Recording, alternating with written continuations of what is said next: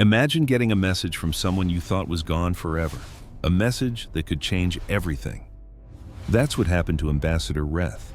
He was an old man, one of the last of his kind who remembered Earth and its wild, stubborn people. For 300 years, the galaxy had forgotten about humans. But when a strange, ancient signal lit up his console, a code not seen since the galaxy was young and dangerous, his hands began to shake. He whispered, "It can't be." But it was. The humans were back. And if you love stories about impossible debts and promises kept, you're going to want to hear what happened next. Reth remembered it all like it was yesterday. 3 centuries ago, his people, the Kuri, had saved Earth from total annihilation. A giant asteroid, big enough to shatter the planet, was on a collision course with the human home world. Their technology was too primitive to stop it. In a last desperate act, humanity screamed for help into the void, not knowing if anyone would answer. But the Kuri heard. Their massive colony ship, the Endless Dawn, was the only vessel close enough. They diverted from their path, and all 50,000 Kuri aboard used their ship's gravity generators to wrench the asteroid off course, a heroic act that tore their own ship to pieces. Every single one of them, 50,000 souls, perished to save a planet they'd never met. The people of Earth were overcome with gratitude. They offered anything and everything they had, but the Kuri asked for something different. They had seen humanity's brilliance, but they had also seen their capacity for violence. They were afraid of what might happen if such a volatile species reached for the stars too soon. So they made a deal. Humanity would stay confined to their solar system for 300 years. No contact, no expansion, just time to mature. The humans, heartbroken but honorable, agreed. The rest of the galaxy laughed. They figured the hot-headed humans would break the deal in a few decades. But they didn't. For 300 silent years, humanity stayed put. The galaxy moved on, forgot about them, until Reth brought that shocking message to the Galactic Council. The chamber grew quiet as he played the transmission. But Director Fenn, a pompous official with 6 beady eyes, just waved a dismissive hand. "This is irrelevant," he scoffed. "The humans are probably long gone. It's just an old automated signal." Reth shook his head. "You don't understand. I was there. I met them." "Promises mean nothing after 3 centuries, another council member sneered. "To humans," Reth insisted, "a promise means everything." After hours of arguing, the council reluctantly agreed to send a small probe, but Reth knew he had to go himself. 3 days later, his ship arrived at the edge of the human system, and what he saw sent a chill down his spine. A single, dark vessel was waiting for him. It was sleek and sharp, unlike any ship he had ever seen, radiating a quiet, terrifying power. It wasn't huge, maybe holding 100 crew members at most, but it looked deadly. A communication request popped up instantly. When Reth accepted, the face of a human woman appeared. She had dark skin, short-cropped hair, and eyes that felt like they could see right into his soul. Her uniform was simple, adorned only with a patch showing Earth against a star field. "Ambassador Reth," she said, her voice impossibly calm. "My name is Anne Brooks. I speak for humanity." Reth was stunned. I didn't think you would honor the agreement." A small smile touched her lips.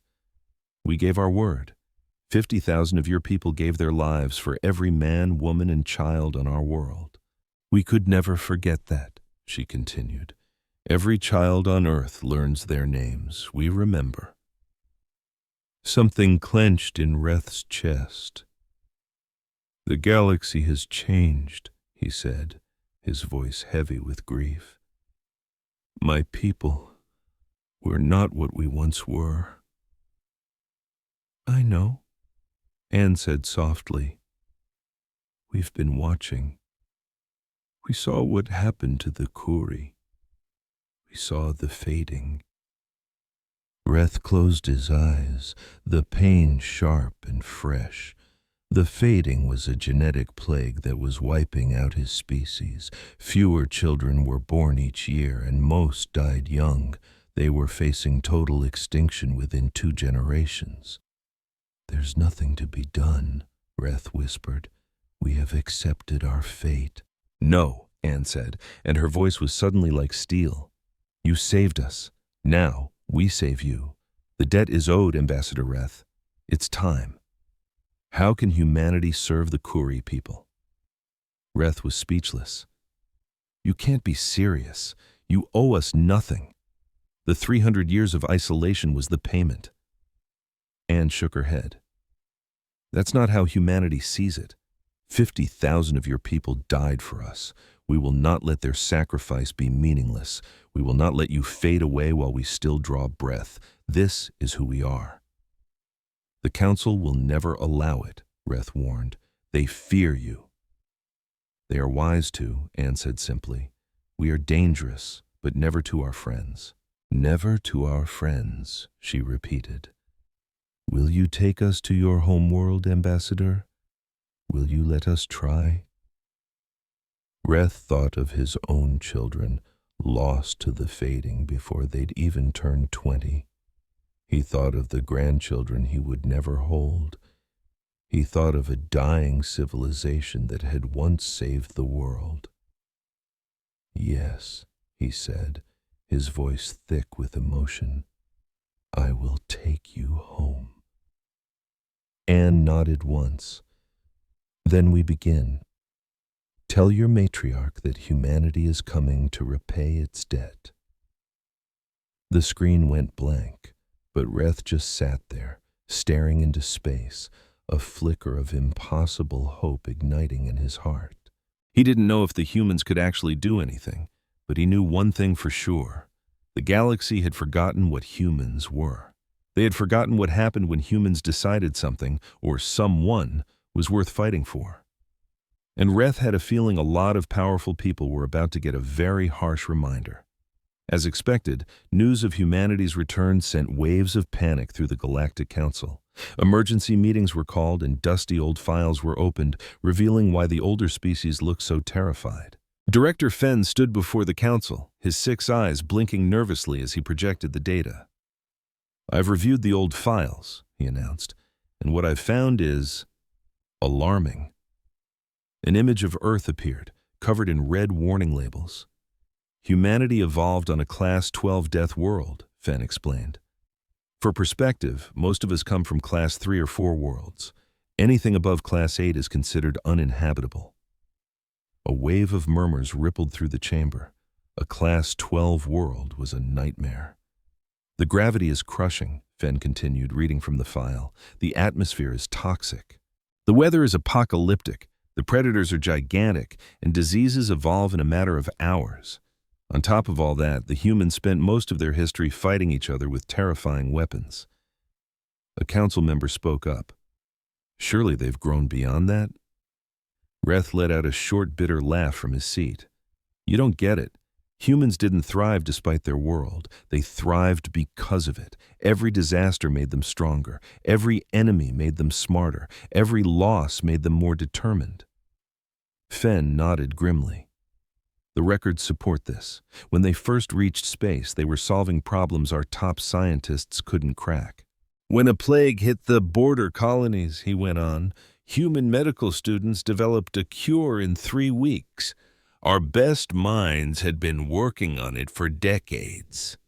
What are you trying to say? Another council member asked. I'm saying we don't want them involved in galactic politics, Fenn said.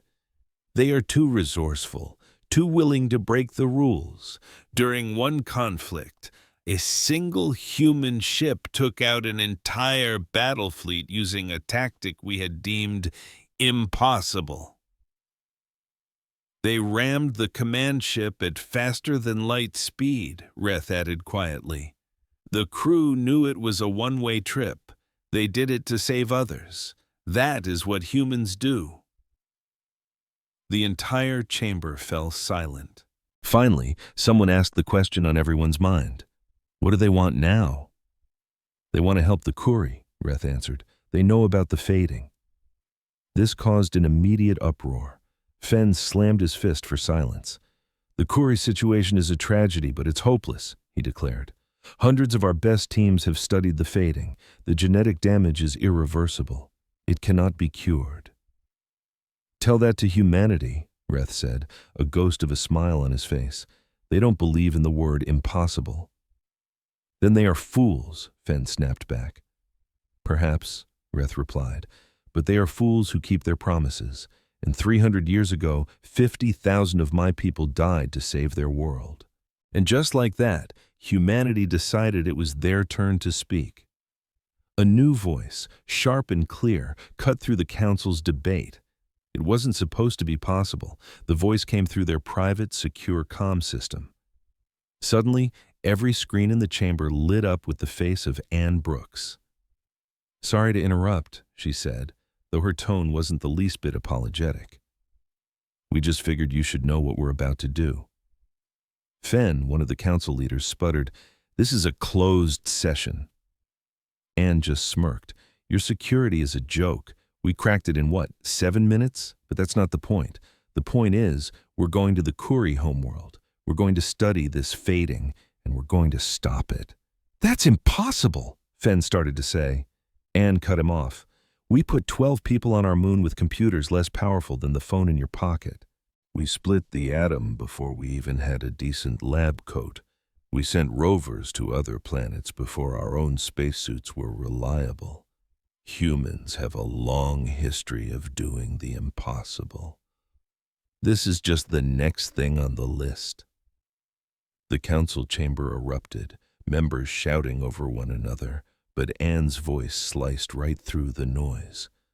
Let me be clear. We are not asking for your permission. We are not interested in joining your council. We are simply telling you what we're doing as a courtesy. The Kuri saved us. Now, we're going to save them. This isn't up for debate. The security chief for the council leaned into his mic. You brought a single ship. We have thousands. You can't just defy us. Anne smiled, a small, chilling expression that seemed to freeze the blood in everyone's veins. We brought one diplomatic ship. She corrected him. Would you like to see what's waiting just outside your sensor range? The main screen flickered, now showing the blackness of deep space just beyond the council's territory. And hanging there, silent and dark, were ships.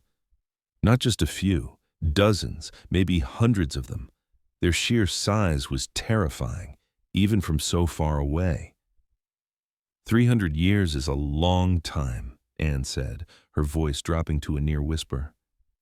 We didn't just sit on our hands. We built, we learned, we prepared. History taught us a valuable lesson. Hope for the best, but be ready for the worst. We hoped we'd never need this fleet. We hoped the galaxy would be a friendly place, but we were ready, just in case. This is a threat, Fen yelled. No, Anne stated, her voice like steel. This is a promise. We are going to help the Kuri. Anyone who gets in our way is going to have a very bad day. But let's also be clear about this. We don't want your territory. We don't want your power. We are here to pay a debt. You can either help us or get out of our way. That's it.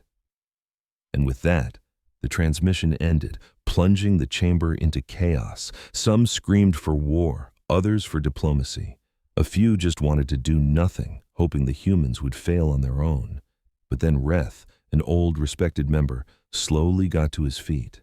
His bones ached, and the fading was already making his heart flutter, but his voice rang out, strong and clear. You're all scared, he said. Good, you should be. Because I've met humans.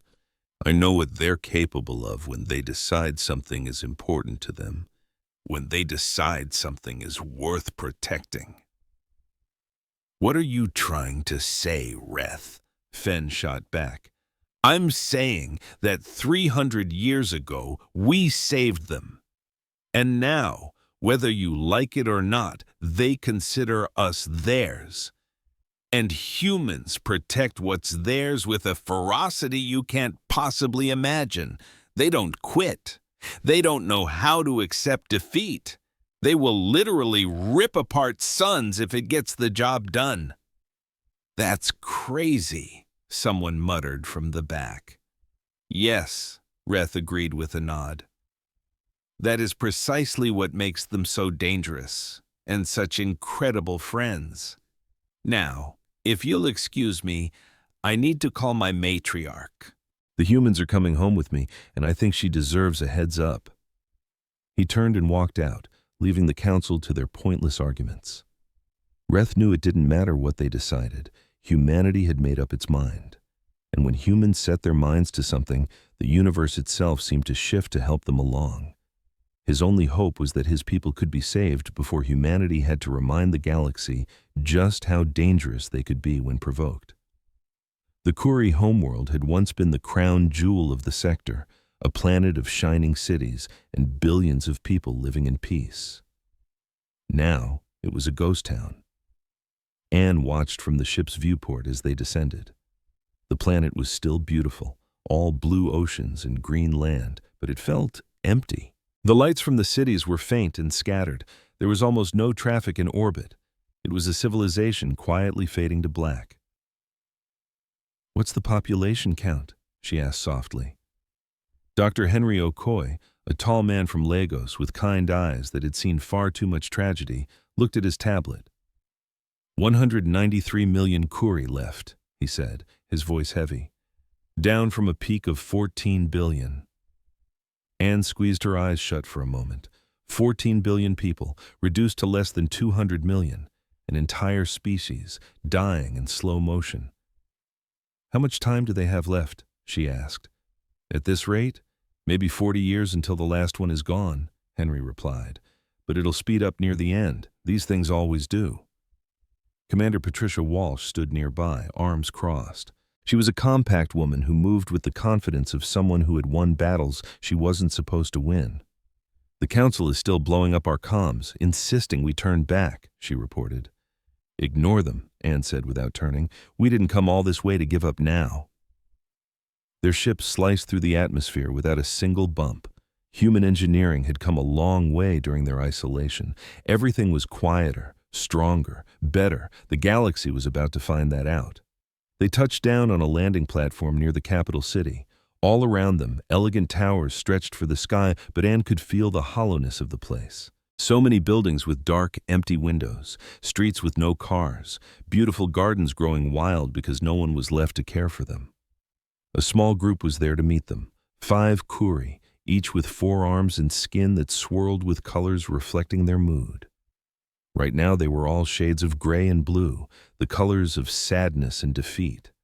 The one in the center was clearly the leader. She stood tall despite her age, and her eyes held a sorrow so deep it made Anne's heart ache. "I am Matriarch Sela," she said, her English perfect. "Welcome to our home, Ambassador Brooks, although I must admit I don't understand why you're here."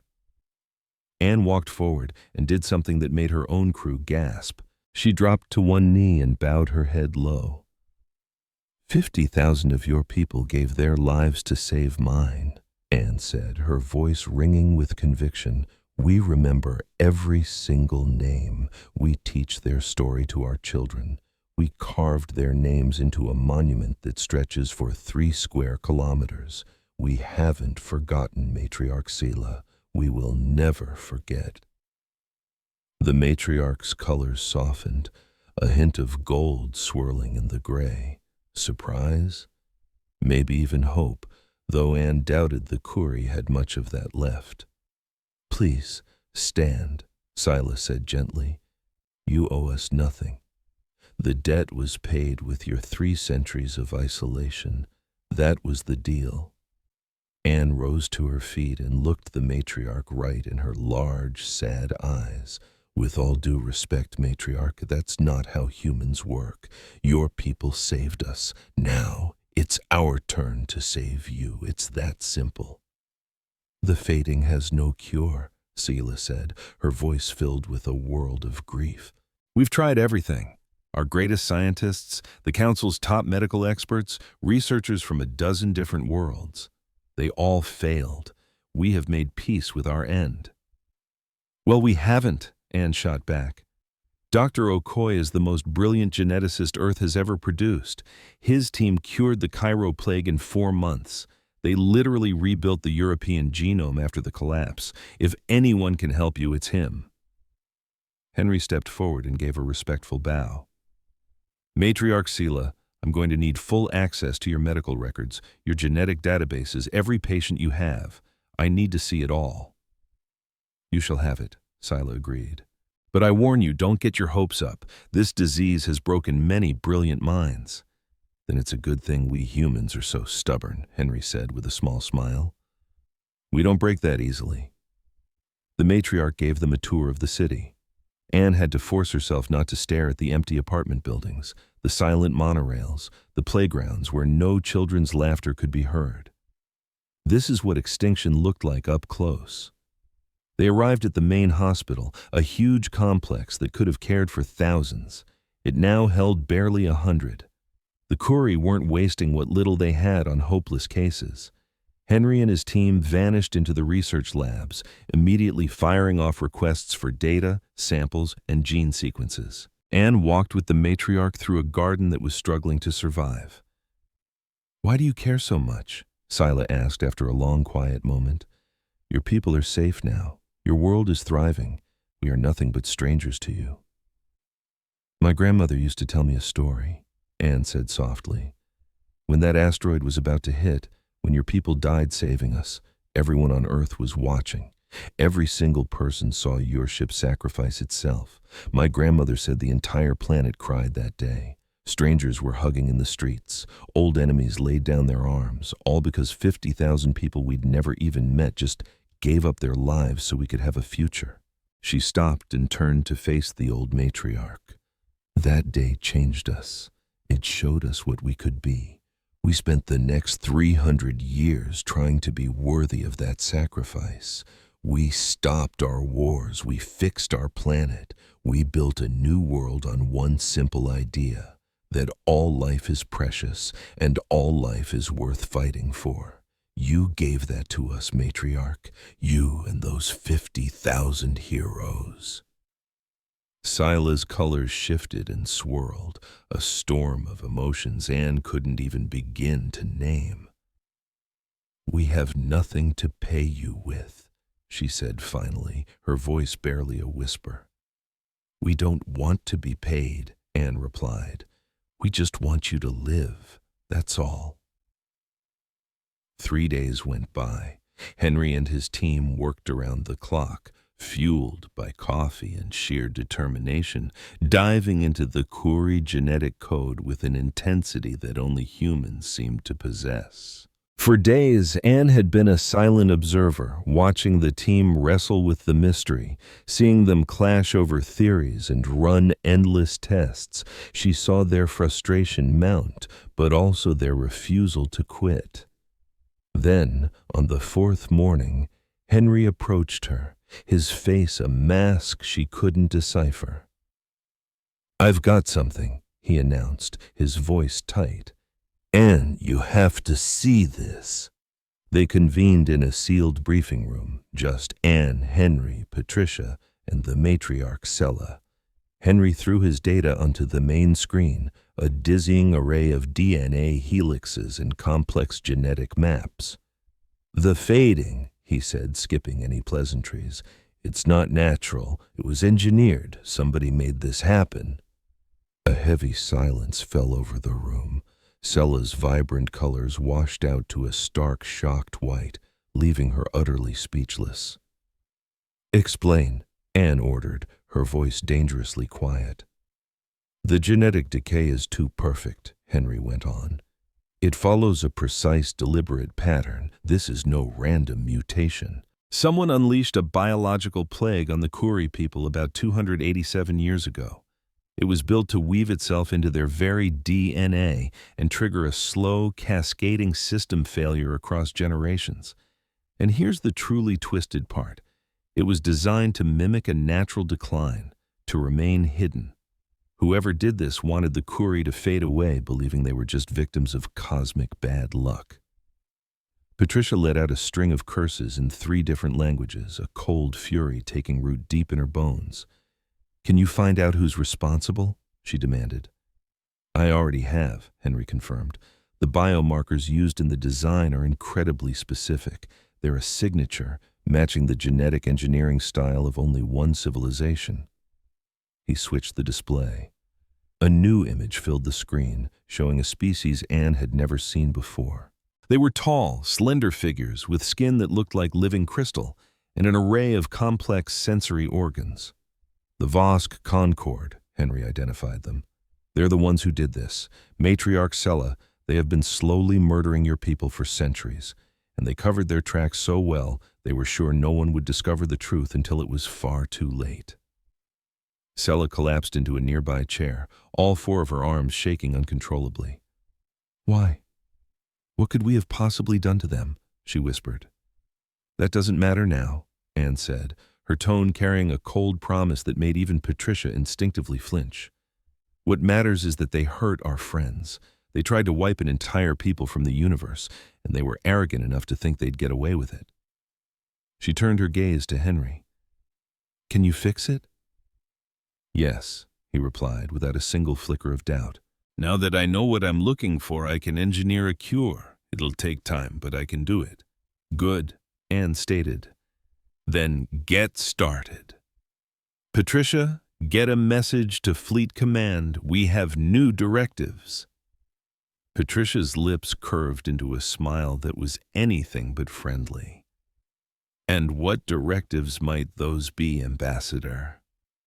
Anne looked back at the image of the Vosk Concord, her eyes as hard as ice, and her voice taking on that quiet calm humans only find when they are consumed by a profound rage. We're going to pay the Vosk a visit. We're going to have a little talk about their actions, and then we're going to teach the galaxy a lesson it should have learned 300 years ago. What lesson is that? Sella asked, her voice a mere whisper. Anne looked directly at her, and in the human's eyes, the matriarch saw something that was both utterly terrifying and deeply reassuring. You never ever hurt our friends. The human fleet dropped out of warp at the edge of Vosk territory, appearing from nowhere, like ghosts taking on solid form. Across the galaxy, everyone seemed to hold their breath. On the command deck of his flagship, the Endless Dawn, named for the very Curie ship that had saved Earth, Admiral Derek Stone stood firm. He was a man in his 50s, carved from rock and experience, with silvering hair and scars that told stories of survival on Earth's unforgiving surface. All around him, his crew moved with a silent, deadly precision. Report, he commanded. 47 ships present and accounted for, his tactical officer replied. All systems are green. We are holding our position exactly 1 light minute outside the Vosk border. Excellent, Derek said. Open a channel. Broadcast it on every frequency. I want every last Vosk with a receiver to hear what I have to say. The communications officer gave a sharp nod. Channels open, Admiral? Derek drew a steadying breath, and his voice boomed across the silent void. This is Admiral Derek Stone of the Terran Defense Fleet, addressing the Vosk Concord. 287 years ago, you deployed a biological weapon against the Curie people. You orchestrated the slow, careful murder of billions, all while hiding behind the lie of natural decline. You were wrong. He let the words hang in the air, a heavy, undeniable accusation. On planets and ships across Vosk space, billions of crystalline beings were listening. He needed them to hear what came next. The Curie are our allies, our friends. They saved our entire species when we were on the brink of extinction, and you tried to erase them from existence. So this is what happens now. You will surrender every single individual involved in the creation and deployment of that bioweapon. You will hand over all documentation related to this atrocity. You have 12 standard hours to comply. If you refuse, We will come and take what we're owed, and I promise you, you will not like the process." The transmission cut out. Derek turned to his officers. "And now we wait." On the Vosk homeworld, the Leadership Council scrambled into an emergency session. Panic was a rare state for a species that prided itself on cold logic, but it was palpable in the chamber. Supreme Coordinator Vesh stood before the council, his crystalline form shimmering under the harsh lights. "How many human ships are out there?" 47, his military advisor reported. "A small fleet by our metrics.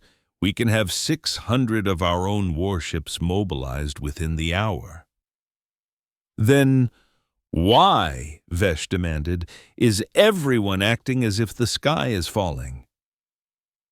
An elderly council member, one who had studied the old archives, spoke up. "Because they are human," he said softly. "Because they hail from a death world. Because every piece of intelligence we have on them screams that we do not want this fight." "That is ancient superstition," Vesh snapped back. "They are one species with a handful of ships. We outnumber them more than 13 to 1. "The Trellin Armada thought the same thing during the border wars," the old counselor countered. "They had superior numbers, too. The humans annihilated their fleet in 6 hours.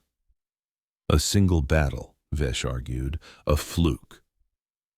"Then permit me to share what our spies gathered while they were isolated," the elder said, pulling data onto the main display.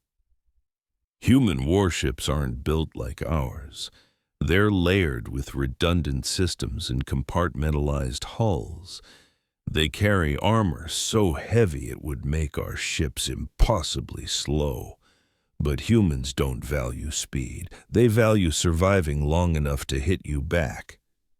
Images of human vessels bristling with weapon emplacements filled the screen. "Their arsenals are kinetic and energy-based," he continued. "They will fire missiles, railgun slugs, and simple rods of metal shot at unimaginable speeds. They employ radiation weapons we outlawed as barbaric centuries ago. They use tactics that no civilized race would even contemplate." "Such as?" Vesh asked, a sliver of doubt finally creeping into his voice. "Ramming," the elder said flatly. "They will deliberately crash their billion-credit warships into ours if it secures an objective. Their pilots can endure G-forces that would shatter our bodies. They wear suits that allow them to function in environments that would boil us alive. And above all else, they never, ever give up." A chilling silence descended upon the chamber. At last, a council member asked, "So what is our course of action?" "We could fight," the military advisor offered weakly. "We might win." "And at what cost?" the elder shot back. "We went after the Kuri because they were vulnerable, a species in decline. Humanity is neither of those things. They are angry. And an angry human is the single most dangerous force in this galaxy." Vesh weighed his choices. His people had committed what they believed was the perfect crime. The Kuri genocide was a cold calculation, designed to remove a potential competitor under the guise of natural events. No one was ever supposed to find out. But the Death Worlders had figured it out. And now they were here, demanding blood. "Send our reply," Vesh finally commanded. "Inform them that we have no knowledge of any such biological weapon. Tell them their accusations are baseless insults, and order them to vacate our sovereign space immediately or face the consequences." The old council member let out a soft groan of despair, but the message was sent. 12 hours ticked by. The human fleet remained perfectly still, a silent dark line drawn in space. Then, at the exact moment the deadline passed, they came. The Vosk had assembled their fleet, 600 warships arrayed in a proud defensive screen around their home system. They were prepared. They had the numbers, the home field advantage. They were confident they could repel the human aggressors. They were tragically, catastrophically mistaken. The human ships charged forward, moving with a speed the Vosk projections hadn't predicted. There was no elegant maneuvering, no tactical positioning. They just came straight on, a pack of hungry predators that had finally been let off the leash. The Vosk fired first, their sophisticated energy lances striking out, weapons designed for disabling ships, not obliterating them. It was civilized warfare, meant to minimize loss of life. The beams splashed against the human ship's shields and armor, doing next to nothing. The human vessels didn't even slow down. And then they fired back. And the Vosk learned what a real war looked like. Missiles came in blinding swarms, hundreds at a time, completely overwhelming the Vosk's point defense grids. Kinetic slugs, simple chunks of metal, screamed across the void at relativistic speeds, punching through Vosk shields and hulls as if they were made of glass. And then came the radiation warheads, flooding the battlefield with lethal energies the Vosk had no defense against. In the first hour of the engagement, the Vosk lost 80 ships. The humans lost 2. "Fall back," Vesh shrieked in desperation. "Retreat to the secondary line."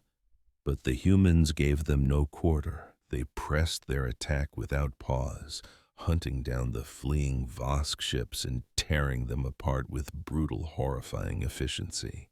Human pilots were pulling off moves that should have been suicide missions. Their ships twisted and dove through the chaos, hitting every single weak spot in the Vosh formations. When one Vosh commander got desperate and tried to ram a human ship, the smaller vessel just blasted its thrusters at the last possible second, sidestepped the attack, and shot out the Vosh ship's engines. It just floated there, dead in space, as the humans moved on to the next target. 6 hours into the fight, the Vosh fleet was completely shattered, its ships scattering in every direction. Some even tried to surrender, but it was like the humans couldn't hear them. They just kept coming, kept shooting, and kept wiping them out. From his command center, Derek watched the entire Vosh defense system crumble into dust. "Cease fire on any ship broadcasting a surrender," he ordered, "but keep taking out their military sites." "Sir, the Council is scrambling for immediate negotiations," his communications officer reported. "Tell them they already had their chance," Derek replied, his voice like ice. "Now they get to watch what happens when you murder our friends." The human fleet descended on the Vosh homeworld, but they didn't fire on the cities or the civilians.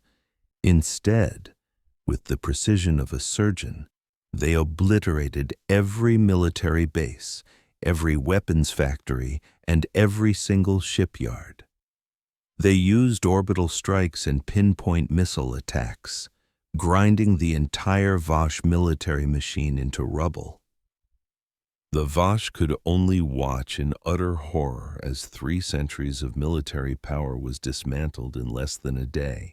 At last, when every single warship was either a wreck or completely disabled, and every military base was a smoking crater, Derek opened a new channel. "The killing is over," he announced. "But the consequences have just begun. You will hand over every single person involved in the Curie genocide. You will give us all of your research, every document, and all the evidence. You have 6 hours. If you refuse, we'll start taking apart your civilian infrastructure, your power plants, your water treatment centers, your communication grids. We won't harm your people, but we will send your civilization back to the Stone Age. The choice is yours." This time, the Vosh didn't refuse. They knew they couldn't. Coordinator Vesh himself led the group that came to the human flagship, carrying data crystals that held everything the humans had demanded.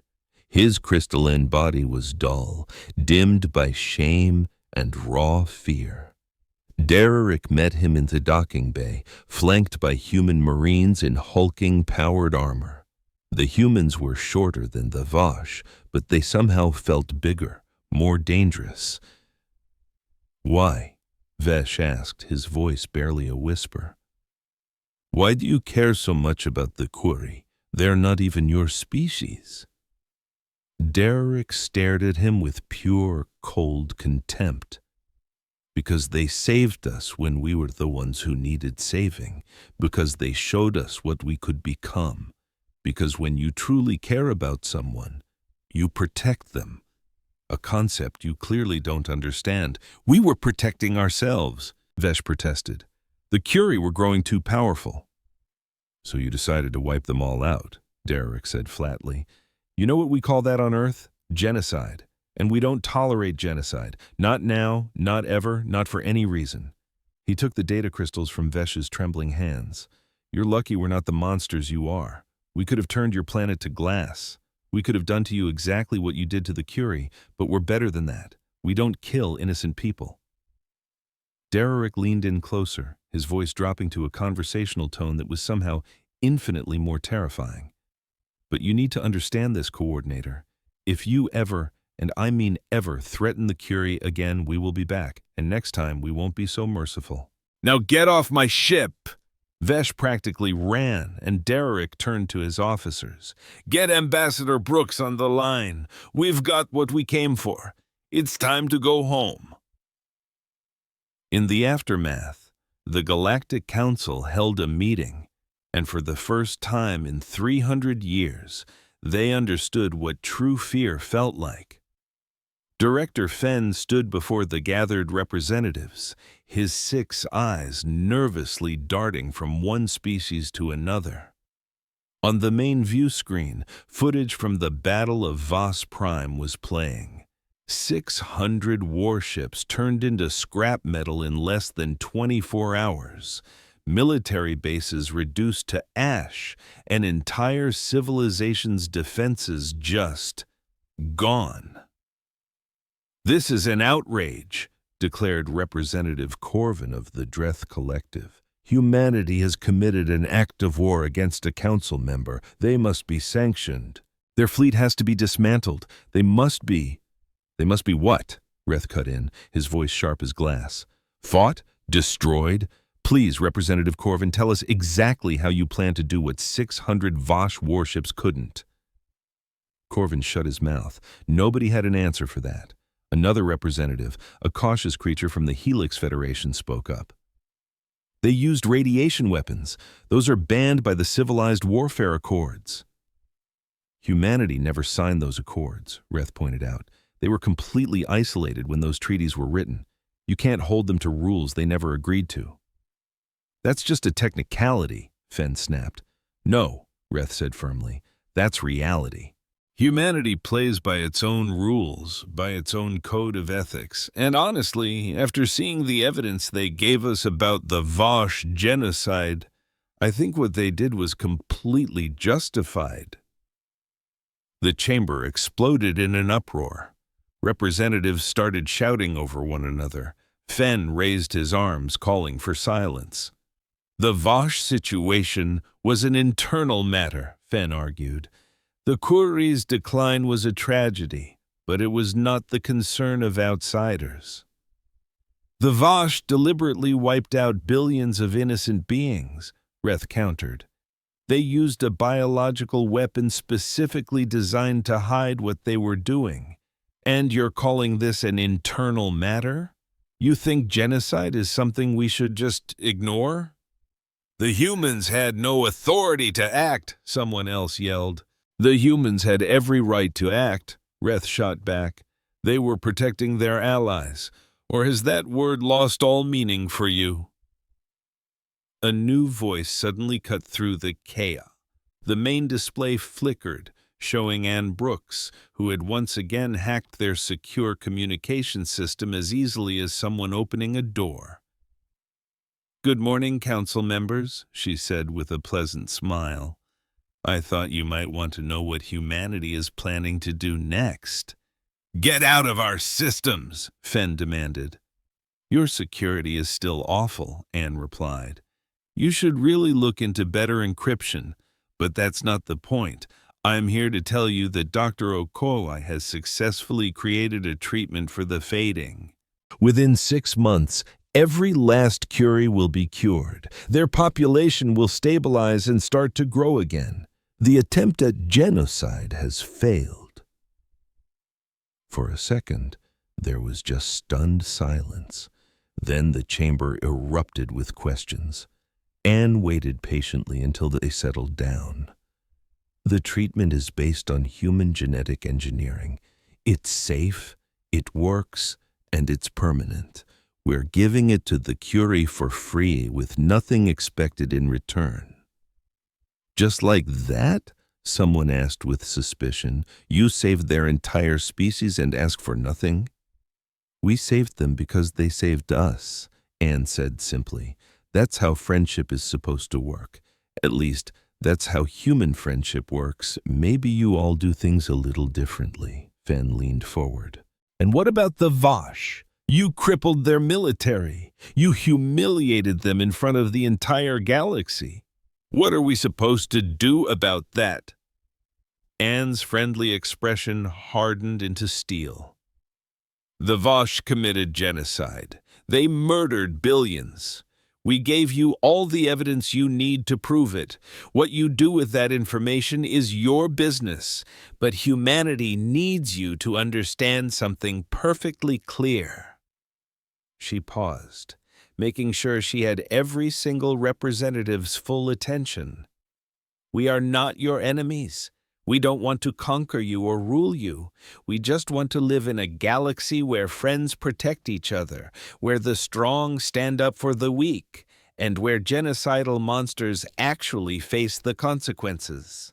"If you can provide a galaxy like that, we'll be happy to work with you. If you can't, then we'll just keep doing what needs to be done ourselves." "That sounds an awful lot like a threat," Corvin observed. "It's a promise," Anne corrected him. "This galaxy has forgotten what it means to stand for something, what it means to put your life on the line for someone else. You've forgotten how to keep your word, even when it's hard. Humanity remembers. We learned it from the Curie 300 years ago, when they sacrificed 50,000 of their own to save us." She leaned closer to the camera. "You're all so wrapped up in laws and territory and politics, you've forgotten about justice, about honor, about doing what's right just because it's the right thing to do. The Vosh tried to wipe out an entire species because they saw them as competition, and you want to punish us for stopping them?" Nobody knew what to say to that. The truth was ugly, but you couldn't deny it. Anne straightened up. "Humanity is rejoining galactic society. We will be good neighbors, if you'll have us, but we will not be pushed around. We will not look the other way when we see evil just because it's convenient, and we will always, always protect our friends. Remember that." The transmission cut out. The council chamber was silent for a long time. Finally, Reth spoke. "I propose we officially recognize humanity as an independent power, not as council members, but as equals.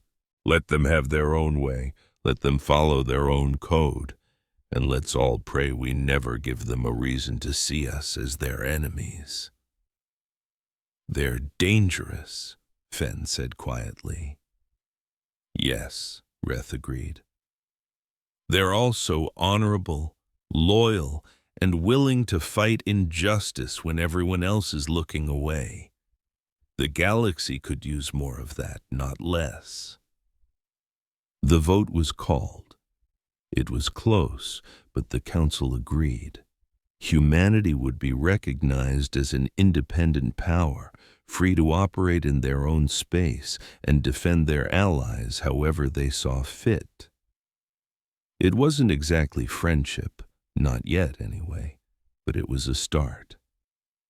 On Kuan, Matriarch Zell stood in the medical center, watching as Dr. Okoye administered the very first treatments. For the first time in a generation, there was hope. The Kurai patients, once thought to be on a slow march to extinction, were getting better.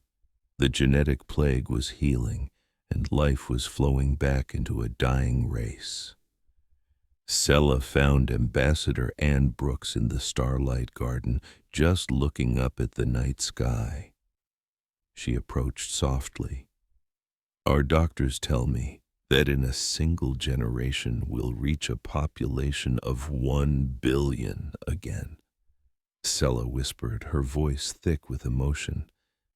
"They say my people will live, that we will grow strong and reclaim the future that was stolen from us." Anne simply nodded. "Good. That's all we ever wanted." But Sella had to ask, "Why? Why risk so much for us? You could have stayed safe in your own little corner of the galaxy. You could have let us fade away, and no one would have ever blamed you." Anne finally turned, her eyes reflecting the distant stars. "When I was just a little girl," Anne began, "my grandmother took me to see the great monument, the one etched with 50,000 names. She told me, 'Every name on this wall is a hero who died so that you could be born, so that humanity could have a future.'" Anne's voice wavered for just a second. "I spent hours that day reading name after name, and I made them a promise. I promised that we would never forget their sacrifice, that we would be worthy of the gift they gave us, and that if the Curie ever needed our help, we would come running." Sella looked at her, understanding dawning. "You kept your promise." Anne gave a small, determined smile. "Humans always keep their promises, or at least we die trying. It's part of what makes us who we are." Sella's bioluminescent skin glowed with warm golds and soft blues, a display of pure gratitude. "You've given us back our future. How can we possibly repay you?" Anne's smile widened just a little. "You already did. 300 years ago. As far as I'm concerned, we're even." But they both knew it wasn't that simple. This wasn't about balancing ledgers. Friendship never is. It's about having each other's backs and building a better world together. And across the galaxy, other species were watching. They whispered about how humanity had returned, not quietly, but with a roar. In a matter of hours, they had dismantled a major military power. They had ignored the Galactic Council, and they had saved a dying species, not for profit or power, but because they believed it was the right thing to do. Some were terrified of them, others admired them, and a few, tucked away in forgotten systems, began to wonder, if they were in trouble, would humanity come for them too? Back on Earth, people were celebrating. They had fulfilled a promise made 3 centuries ago. The debt was paid, but it was more than that. Humanity had just put the entire galaxy on notice. We're back, we're strong, and we don't stand for bullies. The age of human isolation was over. The age of human influence was just beginning. 5 years flew by, and the galaxy got used to having humans around. The transformation was slow, but you couldn't miss it. On Curie worlds, cities that had been dark for decades were now blazing with light. The sound of children's laughter filled parks that had once been silent memorials. Their population soared past 1 billion and just kept going. The human doctor's gene therapy had worked beyond anyone's wildest dreams. Matriarch Sella stood on a high balcony, watching traffic zip through streets that had been completely deserted just a few years before. Next to her was Anne Brooks, a little older, but with that same unshakable confidence all humans seem to have. "We're naming a city after your grandmother," Sella said without looking away from the vibrant scene below. "And a university after Dr. Okoye, and a star system after Admiral Stone. We want everyone to remember." "We would be honored," Anne replied softly. "But you don't owe us anything else." Sella turned to her. "This isn't about owing. This is about friendship. It's about never forgetting that when our light was about to go out, humanity came running." Down on the streets, Curie and humans worked side by side on new buildings and research projects. A powerful bond had formed between them. The Curie admired the humans' boundless energy and creativity, while the humans were fascinated by the Curie's thoughtful and artistic nature. "The council keeps sending messengers," Anne mentioned casually. "They want to talk about formal treaties." Sella looked intrigued. "And will you agree?" Anne gave a sly smile. "Maybe, but it'll be on our terms. We have no interest in joining their council, but we're happy to talk trade, diplomacy, and defense pacts with anyone who shares our values." "They're still nervous about what happened to the Vosh," Sella noted. The Vosh Concordat, after the undeniable proof of their attempted genocide came out, had been hit with crippling sanctions by the council. Their military was a wreck, their leadership was gone, and they were paying massive reparations to the Curie. It wasn't perfect, but it was justice. "The Vosh had to learn a lesson," Anne said, her tone firm. "You don't get to wipe out an entire species just because it's convenient. Actions have consequences. Some species say humanity is too aggressive, and some species think mercy is a weakness." Anne shot back. "We proved it isn't. We could have wiped the Vosh off the map. We didn't. We gave them a chance to be better. That's not aggression. That's justice with a backbone." Just then a young Curie girl approached them, holding a data tablet. She looked a little shy but very determined. "Ambassador Brooks?" she asked in perfect English. "For my school project, I'm writing about the human ship, the Endless Dawn. Can you tell me why you named your flagship after our old colony vessel?" Anne knelt to the girl's eye level, her expression softening instantly. "Because we wanted the whole galaxy to remember what your people did for ours. The first Endless Dawn carried 50,000 Curie who gave up everything to save Earth. Our ship carries their name to honor them and to remind ourselves why we're out here." The little girl beamed. "My teacher says humans always remember their debts." "Your teacher is right," Anne confirmed. "We do. But even more than that, we remember our friends, and the Curie will always be our friends."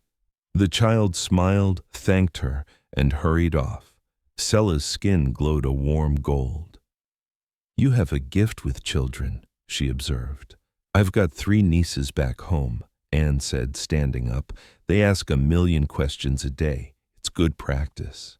They stood together in a comfortable silence, just watching the city breathe.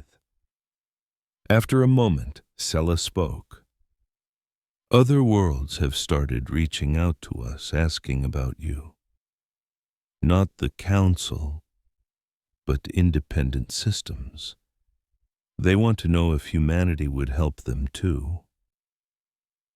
"We know," Anne replied. "A mining colony with a pirate problem, a research outpost with a medical crisis, 2 systems on the brink of war. They all want humanity to be their hero." "And will you?" Sella asked. Anne thought for a long moment. "We'll help when we can, where it makes sense, and when the cause is just. But we're not going to be the galaxy's police force. We're not here to run things for everyone else. We're here to be good neighbors and to stand up for people who can't stand up for themselves." "The galaxy isn't used to that," Sella mused. They're used to conquerors or powers that just don't care. You're something new. We're friends, Anne said simply. We help our friends, and we're pretty good at making new ones.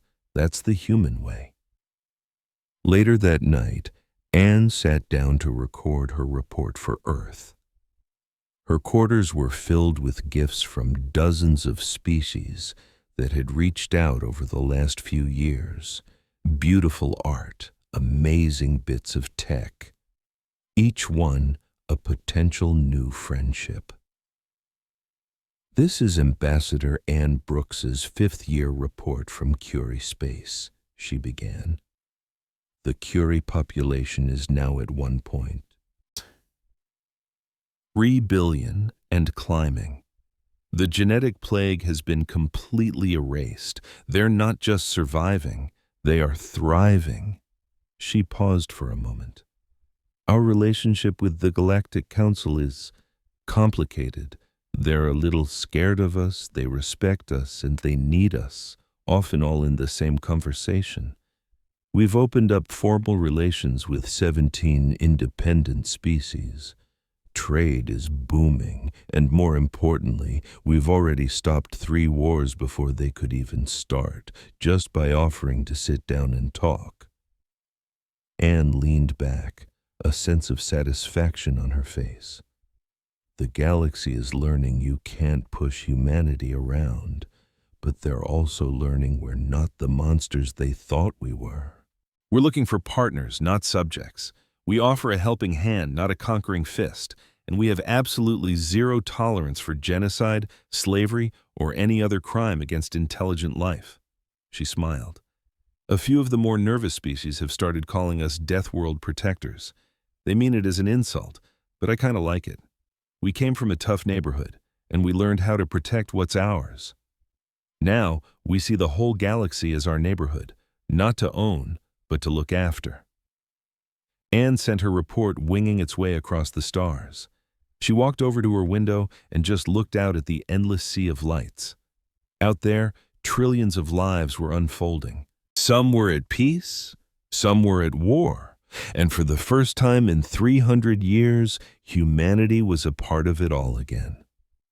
Not as conquerors, not as servants, but as equals, as friends, as the people who always keep their promises. A soft chime rang. It was Reth requesting to see her. Anne smiled and accepted. The old Curie had become a close friend and a wise counselor over the years. He entered, his colors shifting to a pleasant blue. "Good evening, Anne. I hope I'm not intruding." "Never, Reth," she said warmly. "What's on your mind?" Reth settled into a chair custom-made for his 4-armed frame. "I have to thank you," Reth said, his voice quiet but carrying the weight of his entire civilization. "And not just for saving my people, a debt we can never truly repay, but for reminding the galaxy of something it let itself forget." "What's that?" Anne asked, her gaze fixed on the star-dusted velvet outside the viewport. "That honor matters," he replied. "That your word is your bond, that standing for what's right, especially when it's hard, that's what truly matters. The galaxy got so cynical, Anne. It became all about profit, all about power. You all reminded us there are things worth fighting for besides yourselves." He sat across from her, the gesture feeling momentous. "We learned that from the 50,000 souls you lost to save us. They showed us what real sacrifice is, what true heroism looks like. We're just trying to live up to that." "And you are," Reth assured her, his tone leaving no room for doubt. "More than you could ever know. Do you know what the young Curie say now when they're facing a tough challenge?" Anne simply shook her head. "They ask, what would a human do?" A genuine smile touched Reth's features. "They mean it as the highest compliment. Humans don't quit. Humans find a way. Humans protect their friends no matter the cost. You've become the symbol of courage for an entire generation." That's A heavy burden to carry, Anne said softly. Yes, Reth agreed, but if anyone can bear it, it's your people. You were forged in the fires of a death world. You didn't just survive, you thrived against impossible odds. And now, you use that incredible strength to lift others up. There is no greater calling than that. They spent hours talking, sketching out plans, sharing dreams, and exploring a universe of new possibilities. The Curie were eager to start a joint research initiative with humanity. Several other species had already reached out about defense pacts, and whispers were traveling the star lanes of a species on the outer rim facing total extinction from a cosmic disaster, wondering if humanity might be their last hope. When Reth finally departed, Anne found herself back at the window, staring out into the infinite. 5 years ago, she'd come to this system expecting to document a dying race, to perhaps offer some small comfort in their final days. Instead, she had been part of their salvation. Instead, humanity had announced its return to the galactic stage in a way no one could possibly ignore. The debt was paid. The Curie would live on. And humanity had proven to the galaxy that the fierce inhabitants of a death world weren't just dangerous. They were also fiercely loyal, profoundly honorable, and absolutely unshakable in their fight for what was right. Some civilizations feared that, others admired it, but every single one of them understood it now. Anne pressed her hand against the cold viewport. Out there, scattered across countless stars, other peoples were watching, wondering what these strange, tenacious apes from Earth would do next, wondering if maybe, just maybe, humanity would help them too. And the answer, Anne knew with every fiber of her being, would always be the same.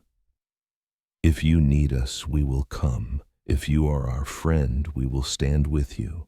And if you threaten the innocent, we will stop you. This is who we are. It's who we'll always be. The galaxy had trembled when humanity first arrived to repay its debt. But now, that fear was slowly, steadily transforming into something else entirely. Hope, perhaps. Trust, maybe.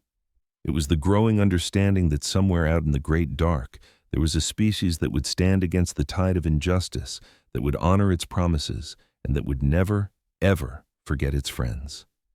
300 years of bitter isolation were over. The age of humanity was here, and the galaxy, for better or worse, would have to get used to it. But Anne had a strong suspicion it would be for the better.